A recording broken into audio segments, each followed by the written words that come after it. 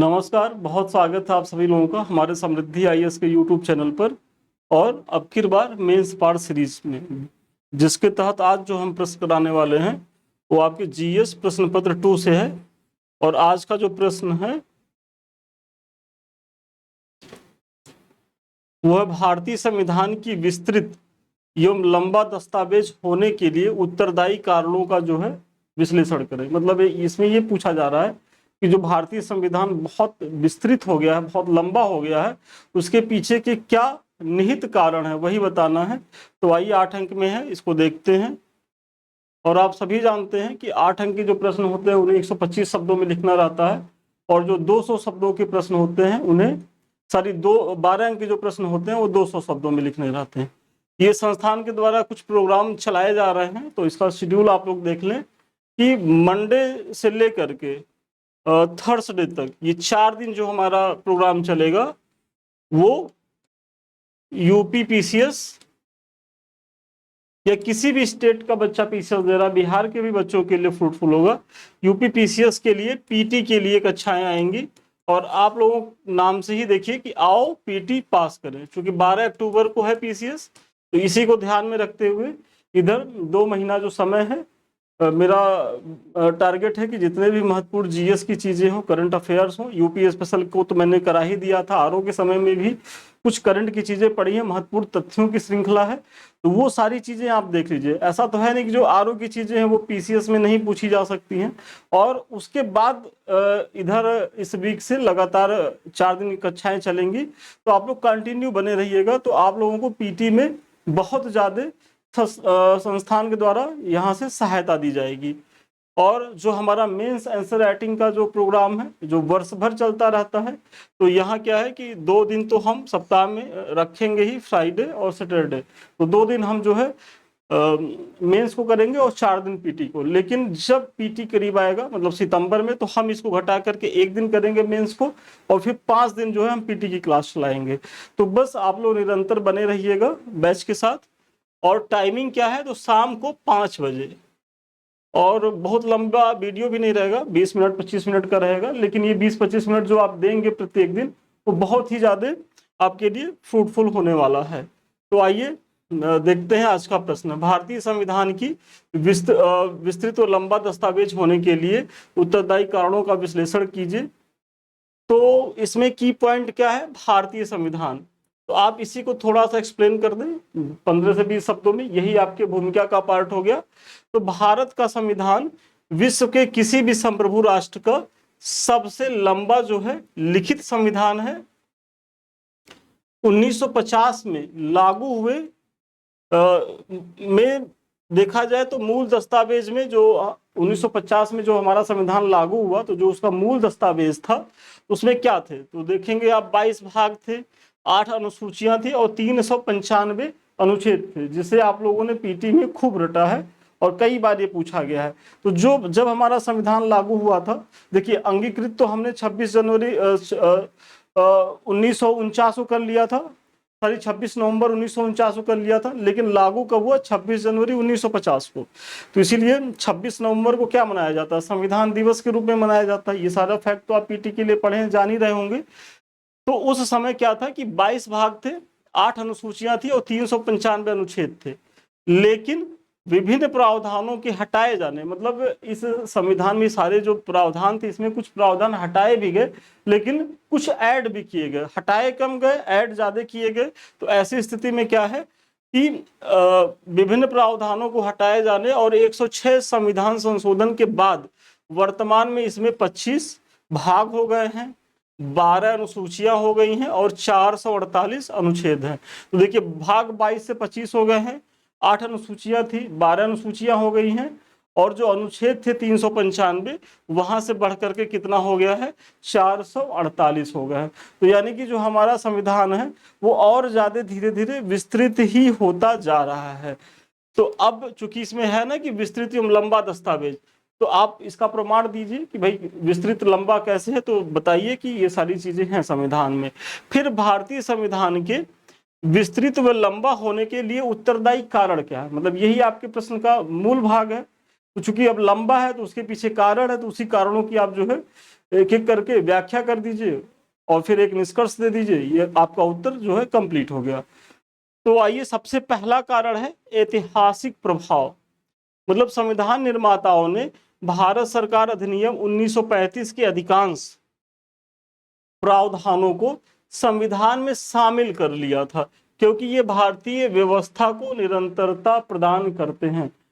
आप लोगों को पीटी में पूछा भी गया कि भारतीय जो अंग्रेजों के माध्यम से जो रेगुलेटिंग एक्ट से शुरू हुई और जो समय समय पर एक्ट लाए गए, तो कौन सा ऐसा एक्ट था जिसका भारतीय संविधान पर सबसे ज्यादा प्रभाव था? तो वो 1935 का संवैधानिक सुधार था। तो वो चीजें जो है हमारे संविधान में बहुत ज्यादा अपना ली गई। क्यों अपना ली गई? क्योंकि वो निरंतरता में चले आ रहे थे और हमारे जो नीति नियंता थे, जो संविधान निर्माता थे, उनको ये लग रहा था कि इससे छेड़छाड़ करने की जरूरत नहीं है और ये उपयोगी चीजें हैं, उसको उसमें से अधिकांश को जो जैसा था वैसे ही इसको कंटिन्यू कर लिया गया। तो एक कारण तो ये हो गया कि भाई लंबा होने का, कि जो हमने 1935 के अधिनियम से तमाम चीजें जो है वो ले ली डायरेक्ट। फिर अन्य देशों के संविधान के महत्वपूर्ण प्रावधान को अपनाया। भाई हमारे संविधान पे एक आरोप नहीं लगता है, और प्रश्न भी मैंने कराया कि जो भारतीय संविधान है वो देश दुनिया के संविधानों की आयातित टोकरी के समान है। मतलब ये ऐसी टोकरी है कि जहां देश दुनिया के संविधान के महत्वपूर्ण चीजों को अपनाया गया है। तो ये एक आरोप है, लेकिन ऐसा कुछ नहीं है कि भाई देश दुनिया में जो भी अच्छी चीजें हम क्यों नहीं एक्सेप्ट करेंगे, बिल्कुल स्वीकार करेंगे। और वही हमारे जो संविधान सभा के जो मेंबर थे उन्होंने उसको स्वीकार किया, और उसको लेकर के अंबेडकर जी ने तो कहा भी है कि भाई इसमें कोई बुराई नहीं है, और वैसे भी अच्छी चीजों के अनुकरण में क्या बुराई है।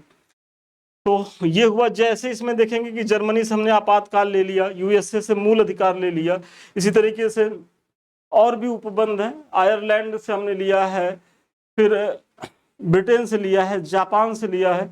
तो कई ऐसे देश हैं जहां से हमने चीजों को एक्सेप्ट किया। तो अब सारा उदाहरण तो आप दे नहीं सकते, तो एक दो उदाहरण दे करके निकल जाइए। फिर आइए आगे देखते हैं। तो आगे बढ़ने से पहले ये एक महत्वपूर्ण सूचना है। सबसे पहले तो आरओ का जो बैच है वो संस्थान के द्वारा शुरू कर दिया गया है, तो इसमें एडमिशन प्रारंभ है, तो आप लोग इससे जुड़िए। अभी बेहद कम फीस है और ये ऑफर स्टार्टिंग के 20 बच्चों के लिए, बाद में चीजें बढ़ जाएंगी। और दूसरा हमारा जो है यूपी पीसीएस का जो मेंटरशिप बैच है, मतलब जो मेंस आंसर राइटिंग को लेकर के समर्पित है, तो पेपर 2 से जो है बैच अभी हाल ही में शुरू हुआ है, 3-4 टेस्ट ही निकले हैं। तो यदि अभी तक आप लोगों ने इन बैचों से नहीं ज्वाइन किया तो ज्वाइन करें, क्योंकि चाहे आरओ मेंस लिखना हो या यूपी पीसीएस, तो यहाँ बहुत ही सारगर्भित तरीके से चीजें कराई जा रही हैं हमारे टीम के द्वारा। उसमें हमारी भी पूरी भूमिका रहेगी। तो आप लोग इससे जुड़िए। अधिक जानकारी के लिए नंबर आपको फ्लैश कर रहा होगा, आप वहां जो है संपर्क कर सकते हैं। देखिए मुख्य परीक्षा में क्या है कि आपको इसी तरीके से प्रश्न दिया जाएगा, आप लिख करके देंगे। जो भी कमी रहेगी देखिए बताया गया है। यदि आपका एक नंबर आधा नंबर भी कटा है तो क्यों कटा है पूरा कमेंट किया गया, और फिर आपको मॉडल आंसर भी दिया जाएगा। और ये प्रयास है कि जो हमारा मेंटरशिप बैच है वहां जब आप मुख्य परीक्षा देने जाए तो करीब करीब 750 प्लस प्रश्न जो है हम करा के भेजें। और इस बार जो पीसीएस दे रहे हैं उनके लिए तो एक खुशखबरी भी है कि आप लोगों की सीटें काफी बढ़ गई हैं। मतलब जो अभी आयोग से जो सूचनाएं निकल के आ रही हैं, 727-28 सीटें वर्तमान में हो गई हैं। तो सोचिए कितना बड़ा अवसर है। बस मुख्य परीक्षा को कायदे से तैयार करिए, क्योंकि ऐसा ना हो कि पीटी में पास होने के बाद जो पीटी की सफलता वो मुख्य परीक्षा में आपका खो जाए। तो कायदे से मुख्य परीक्षा तैयार करिए। पीटी में तो आप अगर लग के करेंगे, अभी आप 2-3 महीने से लगातार पीटी मोड में ही रहे हैं, आरओ के लिए भी पढ़े हैं, तो वो सारी चीजें सम्मिलित तो आपको हेल्प करेंगे ही करेंगे। साथ ही साथ हमारा पीटी का प्रोग्राम भी चल रहा है, इसे भी फॉलो करिएगा, तो पीटी तो पास हो जाइएगा। लेकिन पीटी पास होने से तो आपको फाइनल सिलेक्शन नहीं हो पाएगा। फाइनल सिलेक्शन के लिए तो जरूरी है कि आपका मुख्य परीक्षा बहुत ही बढ़िया हो, और वो तभी अच्छा होगा जब आप डेली आंसर राइटिंग करेंगे, क्योंकि वाकई में मुख्य परीक्षा है, बाकी तो सब गौड़ है। और इसमें ही असली लड़ाई होती है, क्योंकि यहाँ क्या है कि पीटी में तो भीड़ छाट करके जो क्रीम बच्चे हैं उनको मुख्य परीक्षा में लाया जाता, तो यहाँ जो संघर्ष है वो टॉप क्लास के बच्चों के साथ है। आपका संघर्ष उन बच्चों के साथ रहेगा जो ऑलरेडी कहीं सेलेक्ट हैं, पीसीएस में ही सेलेक्ट हैं, उनको अपनी रैंक सुधार करनी है। आपको उन बच्चों के साथ संघर्ष करना होगा जो 2-3 बार मेंस लिख चुके हैं, आपको उन बच्चों के साथ संघर्ष करना है जो 4-5 बार इंटरव्यू दे चुके हैं। तो ऐसे में आप कैसे जो है अपनी सफलता को सुनिश्चित कर सकते हैं इस प्रतिस्पर्धा के दौर में? तो उसका एक ही विकल्प है कि आप उनसे ज्यादा एफर्ट लगाइए, मतलब डेली आंसर राइटिंग करिए। और विश्वास मानिए, डेली आंसर राइटिंग करिएगा तो आप 100% सफल होंगे। क्योंकि पीसीएस में मैं एक चीज देखता हूँ, या चाहे यूपीएससी मेंस हो चाहे स्टेट का मेंस हो, बच्चे पीटी में तो बहुत ऊर्जा से पढ़ते हैं, लेकिन जैसे पीटी पास होते हैं उनको लगता है कि अब हम कलेक्टर या डिप्टी कलेक्टर बन गए, और मेंस में वो उस तरीके का एफर्ट नहीं लगाते। इसलिए मेंस में जो भी बच्चे सीरियस होते हैं, जिन्होंने वर्ष भर आंसर राइटिंग करी है, वो मुख्य परीक्षा पास कर जाते हैं। तो आप लोग जो है इससे जुड़िए, इसका लाभ उठाइए। और प्रारंभिक परीक्षा के लिए आओ पीटी पास करें, हमारा जो चल ही रहा है सोमवार से बृहस्पतिवार 4 दिन, तो आप लोग इसको भी जुड़िएगा। टाइम वही है, शाम को 5 बजे। फिर अगला जो है वही हमारा भारतीय संविधान जो लंबा हुआ है, उसके पीछे का जो अगला कारण है कि विविधता का समावेशन। तो भारत की विविधता और विशालता को स्वीकार करते हुए संविधान में विशिष्ट खंड शामिल किए गए, जैसे भाग 16 अनुसूचित जातियों और जनजातियों के अधिकारों से संबंधित है। इसी तरह भाग जो 17 है राजभाषा से संबंधित उपबंध किए गए हैं। भाग 18 में आपातकालीन उपबंध हैं, जो आप लोगों ने पीटी में खूब पढ़ा है, और उसी पीटी के तथ्यों का आपको यहाँ मेंस में उपयोग कर लेना है। तो ये जो खंड सभी हैं, ये क्या करते हैं कि भारत की अद्वितीय सामाजिक सांस्कृतिक चुनौतियों का समाधान करने, संवैधानिक ढांचे के भीतर प्रतिनिधित्व और समावेशिता सुनिश्चित करने की प्रतिबद्धता को रेखांकित करते हैं। क्योंकि हमारा जो देश है वो बहुत विविधतापूर्ण है भाई, ऐसा तो है नहीं कि यहाँ सभी लोग को बराबर अधिकार प्राप्त है। मतलब अधिकार तो संविधान के तहत प्रत्येक नागरिक को बराबर है, लेकिन फिर भी सामाजिक आर्थिक विषमता बहुत ज्यादा है। तो ऐसी स्थिति में जो हाशिए पे गए समाज हैं उनको मुख्य धारा में लाना है। तो जब तक उन्हें आरक्षण के माध्यम से प्रावधान नहीं किया जाएगा या उनके लिए विशेष उपबंध नहीं किए जाएंगे, उन्हें कैसे मुख्य धारा में लाया जा सकता है?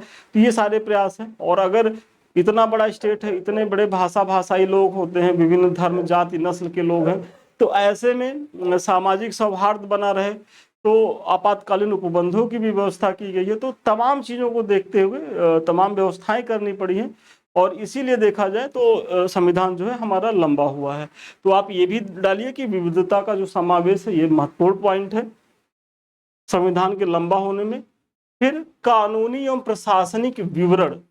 तो भारतीय संविधान में संघीय और राज्य स्तर पर सरकार के गठन और शक्तियों के विस्तृत प्रावधान शामिल है। मतलब यहाँ क्या है कि चाहे संघ हो चाहे राज्य हो, तो वहाँ जितने भी उनको चलाने में, संघ सरकार हो या राज्य सरकारें हो या विधायिका कार्यपालिका न्यायपालिका जो भी सारे अंग है, तो उनका अलग अलग पूरा विस्तृत व्याख्या किया गया है, ताकि कहीं से किसी के हितों का जो है वो दोहन ना हो सके। मतलब किसी के हित असुरक्षित ना हो जाए, कोई बहुत ज्यादा शक्तिशाली ना बन के उभर जाए। चेक एंड बैलेंस की चीजें अपनाई गई हैं, तो इसीलिए यहाँ सारी चीजें लिख दी गई हैं, तो इसीलिए लंबा हुआ है। साथ ही इसमें न्यायपालिका प्रशासनिक व्यवस्था संबंधी प्रावधान भी शामिल है जो इसे लंबा बनाते हैं। फिर अगला महत्वपूर्ण पॉइंट है संघीय विषमता। इसके तहत क्या होता है कि नागालैंड, असम, मणिपुर, मिजोरम, सिक्किम जैसे राज्यों में क्षेत्रीय समस्याओं और मांगों को पूरा करने के लिए भी उपबंध किए गए। क्योंकि आप संविधान में तो देखते होंगे कि भाई इन जो नॉर्थ ईस्ट के स्टेट है या जो पहाड़ी क्षेत्र है, तो उनको भी उनकी भौगोलिक दुर्गमता को देखते हुए या अंतर्राष्ट्रीय सीमा से लगे होने के कारण उनको विशेष सहूलियतें दी गई हैं। तो वो विशेष सहूलियतें भी जो है वो संविधान में लिखी गई हैं, तो इसलिए भी हमारा संविधान जो है वो लंबा हो गया है। फिर हमारे संविधान की एक महत्वपूर्ण विशेषता है कि ये जीवंत दस्तावेज है, कि मतलब ऐसा नहीं कि जो एक बार लिख दिया गया वही लिख दिया गया, अब उसमें कोई परिवर्तन नहीं हो सकता। तो तमाम संवैधानिक संशोधन हो चुके हैं, 106 संविधान संशोधन हो चुके हैं। जो हमारे 395 अनुच्छेद थे वो वर्तमान में बढ़ करके 448 हो गए हैं। जो भाग थे, अनुसूचियां थी, सब में बढ़ोतरी हुई है, मैंने भूमिका में ही बताया है। तो ये सारे सम्मिलित कारण हैं हमारे संविधान के मतलब लंबा होने के। इसी तरीके से इसमें बल्कि उसे सामयिक चुनौतियों से निपटने भी महत्वपूर्ण भूमिका निभाती हैं। जैसे अब 73वां 74वां संविधान संशोधन जो लाया गया है, तो इसमें भाग 9 और भाग 9A जोड़ा गया है। तो अब आप लोग जान ही रहे होंगे कि तृणमूल स्तर तक जो है सत्ता के विकेंद्रीकरण के लिए 73वां 74वां जो संविधान संशोधन वो मील का पत्थर है। अगर ये चीजें ना लाई जाती तो लोकतंत्र का जो वास्तविक चरित्र है वो निकल के नहीं आ पाता। तो ये सारी चीजें जो सम्मिलित कारण है हमारे संविधान के लंबा होने के, क्योंकि हम लोग नई नई चीजों को, जैसे हमारी आवश्यकताएं बढ़ रही हैं तो हम नित्य जो है नवीन चीजों को एडॉप्ट कर रहे हैं, और कुछ पुरानी चीजें हैं जिनकी वर्तमान में प्रासंगिकता नहीं रह गई है तो उसे हम हटा भी रहे हैं। दोनों चीजें हो रही हैं। और अभी वर्तमान सरकार ने तो बहुत से ऐसे एक्ट कानून थे जो उनका जो महत्व अब नहीं रह गया था तो उसको हटाया भी गया है। तो थोड़ा सा संविधान छोटा भी हुआ है, लेकिन फिर भी जिस तरीके से हमारी विविधता है, विश्व में नंबर 1 की जनसंख्या हम रखते हैं, तो ऐसे में नए नए चीजों को एडॉप्ट भी करना पड़ रहा है। तो संविधान सभा में जो अगला महत्वपूर्ण पॉइंट है कि संविधान सभा में विधि वेत्ताओं का प्रभुत्व होना। क्योंकि हमारे संविधान पे एक आरोप लगता है कि ये इसमें जो है जो वकील लोग थे, जो बैरिस्टर्स थे, उनका ही पार्टिसिपेशन था, और वाकई में आप देखेंगे तो 50% से ज्यादा तो वही लोग इसमें भरे पड़े थे। तो ऐसे में जब सब लोग बुद्धिजीवी होंगे, मतलब एक तरीके से विधिवेत्ता होंगे, तो तमाम चीजों का खूब बढ़िया से मंथन होगा, तब उसका प्रारूप बनेगा और फिर वो ड्राफ्टिंग कमेटी को जाएगा और चीजों को एडजस्ट किया जाएगा। तो ऐसे में भी एक महत्वपूर्ण कारण है हमारे संविधान के लंबा होने का। संविधान सभा में विधिवेत्ताओं के प्रभुत्व ने भारतीय संविधान को एक विस्तृत और व्यापक दस्तावेज बना दिया। तो इस प्रकार स्पष्ट है कि भारतीय संविधान एक विस्तृत संविधान है। हालांकि इसका विस्तृत एवं लंबा होना भारतीय जनता की विविध आवश्यकताओं और आकांक्षाओं का ही मूर्त रूप है। देश की लोकतांत्रिक शासन की आधारशिला है। मतलब अगर ये लंबा है तो ये कोई आलोचना का विषय नहीं है। ये तो और बढ़िया है कि भाई ठीक है, थोड़ा लंबा भले है, लेकिन चीज़ों को स्पष्ट विभाजन है, शक्तियों के पृथक्करण की चीज़ें हैं, सबकी शक्तियों को संदर्भित किया गया है। तो ऐसे में इतनी विविधता के बाद भी जो क्लैश उत्पन्न हो सकता था फ्यूचर में, वो हमारे यहाँ जो देखने को नहीं मिलता है, तो वो हमारे संविधान की विशालता का ही जो है वो परिणाम है। तो आपको इसी तरीके से एक सकारात्मक निष्कर्ष दे करके अपनी चीज़ों को खत्म कर देना है। देखिए यहाँ मैंने कुछ ज़्यादा पॉइंट बताया है, तो ज़्यादा पॉइंट बताने के पीछे का हमारा उद्देश्य यही है कि कम से कम अगर आपके पास ज़्यादा पॉइंट रहेगा तो एग्जाम में अगर 1-2 पॉइंट आप मिस भी कर गए, क्योंकि वो एग्जाम का प्रेशर होता है भाई, 3 घंटे में 20 प्रश्न, फिर 1 घंटे के गैप के बाद फिर आपको 20 प्रश्न करना होता है 1.5 घंटे के गैप के बाद। तो ऐसी स्थिति में यदि आपके पास मैटर्स ज्यादा नहीं रहेंगे तो जितना आप तैयार करके जाएंगे वैसे भी 50% ही चीजें वहां आएंगी। अब आप 50% ही चीजें तैयार करके जाएंगे तो उसका आधा लिख करके आएंगे, तो उससे तो आपका मेंस निकलेगा नहीं। तो थोड़ा सा हम ज्यादा दे रहे हैं, और हम अपने टेस्ट पेपर में भी थोड़ा सा ज्यादा देते हैं, ताकि अगर आपको इतना पॉइंट रहे कि अगर 1-2 पॉइंट स्किप भी कर जाइए तब भी आपका जो है उत्तर फुलफिल रहे। ये हमारे कुछ लिंक्स हैं, तो अभी तक यदि आप लोगों ने इसे ज्वाइन नहीं किया तो ज्वाइन करें। सबसे पहले तो हमारा टेलीग्राम, क्योंकि जो हम पढ़ा रहे हैं या जो भी चीज़ें हैं तो सबसे पहले हमारे टेलीग्राम पे लोगों को सूचित की जाती है, तो आप लोग जरूर इससे जुड़िए। 2 चैनल हैं हमारे, एक तो समृद्धि IAS जिससे अभी हम आप रूबरू हैं, और दूसरा हमारा चैनल है संदीप मिश्रा ऑफिशियल, ये वाला चैनल है, इसमें हमारा ये फोटो भी लगा है। तो यदि अभी तक आप लोगों ने इसे ज्वाइन नहीं किया तो ज्वाइन करें, क्योंकि यहाँ जो ये दोनों चैनल हैं आपकी तैयारी के लिए पूरी तरीके से प्रतिबद्ध हैं, और समय समय पर यहाँ महत्वपूर्ण प्रयास हमारे द्वारा, हमारी टीम के द्वारा होता ही रहा है। और अधिक जानकारी के लिए, हमारे किसी बैच से जुड़ने के लिए या हमसे बात करने के लिए 7303307507 पे आप संपर्क कर सकते हैं। तो चलिए आज के लिए इतना ही, पुनः मिलते हैं नए वीडियो में नए क्लास के साथ। अब तक के लिए धन्यवाद, शुभकामनाएं आपको।